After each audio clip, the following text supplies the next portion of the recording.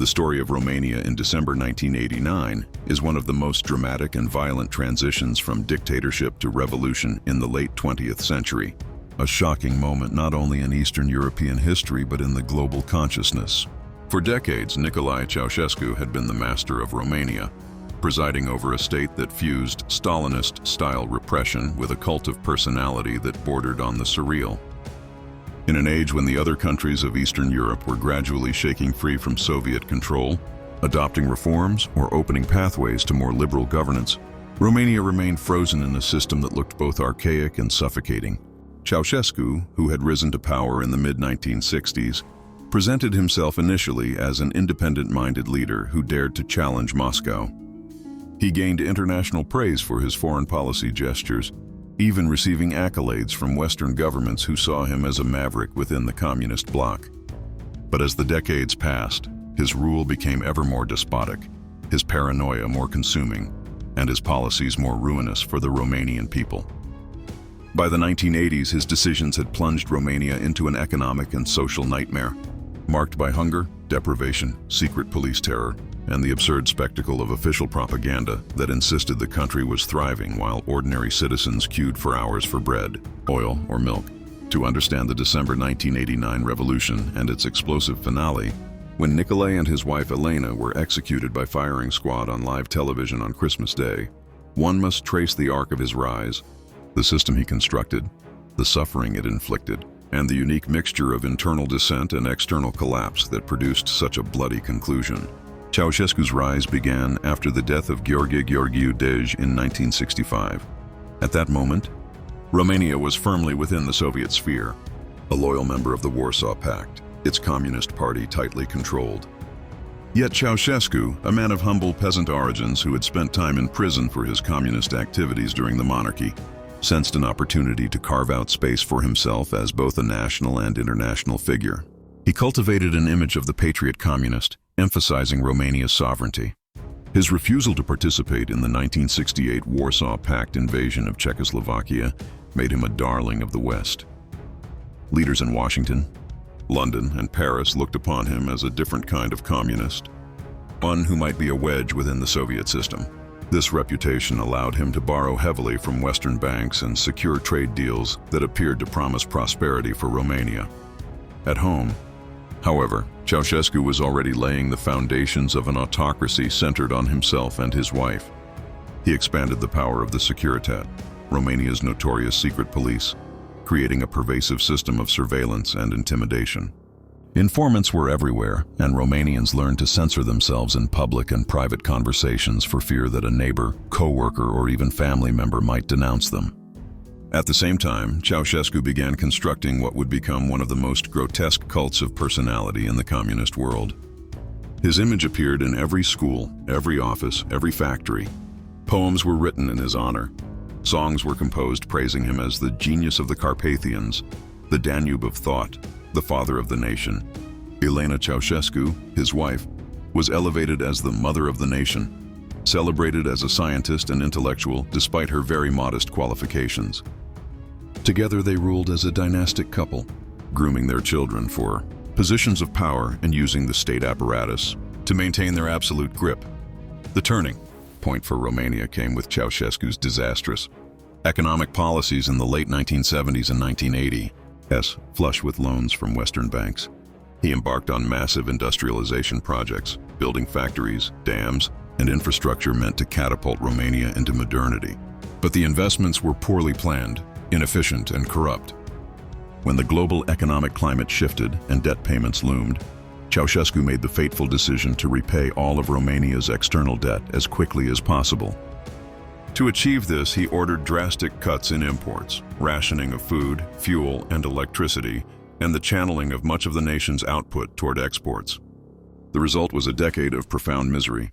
Ordinary Romanians shivered in unheated apartments, waited in endless queues for basic foods, endured rolling blackouts, and saw their diets shrink to bread, potatoes, and whatever else they could scrape together.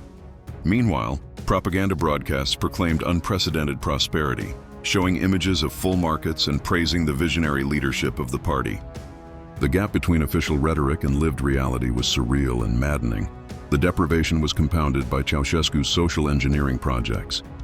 He launched a program of systematization, intending to demolish thousands of villages and replace them with standardized urban-style blocks, uprooting centuries of rural life in the process. He constructed the massive Palace of the People in Bucharest, a building of such monumental scale and expense that it became a symbol of his vanity and detachment.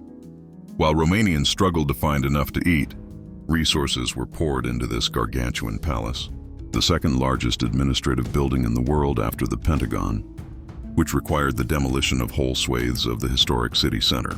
Ceausescu also imposed draconian pronatalist policies.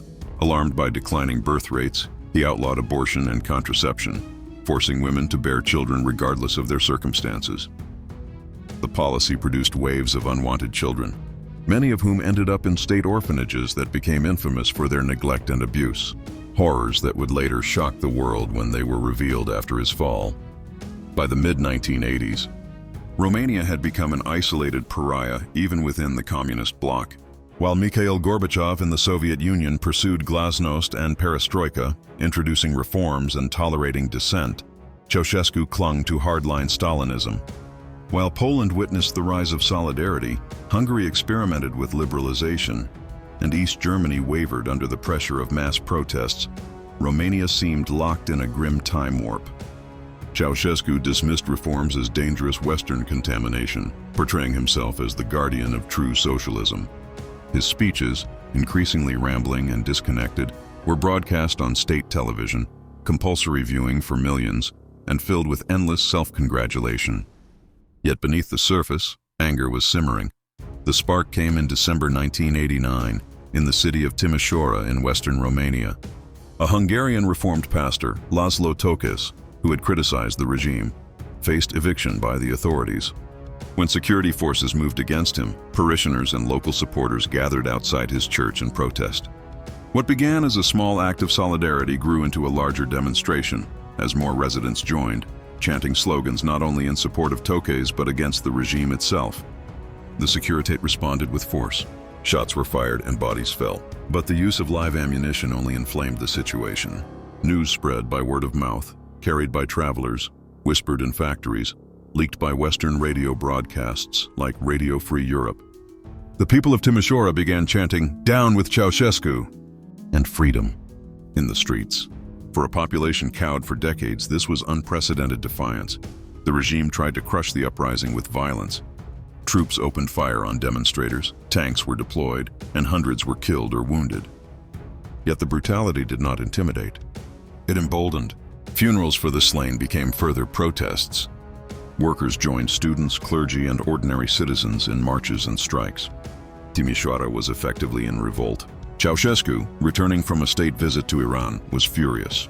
He convened a mass rally in Bucharest on December 21st, intending to demonstrate his control.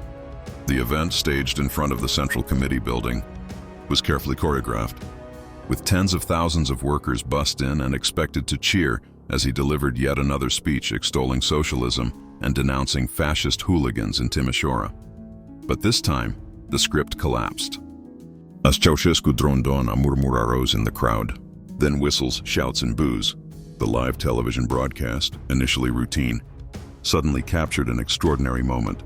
The dictator, visibly stunned, his face registering confusion and fear, as the crowd erupted in chants of "Timișoara" and "Down with the dictator." For a few seconds, the image of Ceausescu, bewildered, his hands raised in a futile attempt to calm the masses, was seen across the nation. State television quickly cut the feed, replacing it with patriotic music, but the damage was done. Romanians had seen their leader vulnerable, confronted by popular anger. The aura of invincibility was shattered. From that moment, events spiraled. Protests spread through Bucharest and other cities. The army, initially loyal, began wavering. Units defected to the side of the people, refusing to fire on demonstrators. On December 22nd, chaos engulfed the capital. Crowds stormed the Central Committee headquarters. Ceausescu attempted to deliver another speech, but he was drowned out. As demonstrators broke into the building, he and Elena fled to the roof where a helicopter whisked them away. Television cameras captured the moment of his escape, broadcast live to a nation electrified by the collapse of his authority. Ceausescu's flight marked the end of his rule, but not yet his life. The couple was flown to various locations, trying to regroup, but the revolution was unstoppable. The army declared allegiance to the people. The National Salvation Front, a hastily assembled group of former communists and dissidents, announced the takeover of power. Meanwhile, Ceausescu and Elena were captured by the army near Târgoviște. For several days they were held in a military barracks as the country convulsed with violence. Street battles erupted between loyalist Securitate forces and the army. Gunfire rattled through Bucharest, with hundreds killed in the chaotic days that followed. On December 25th, a drumhead court-martial was convened.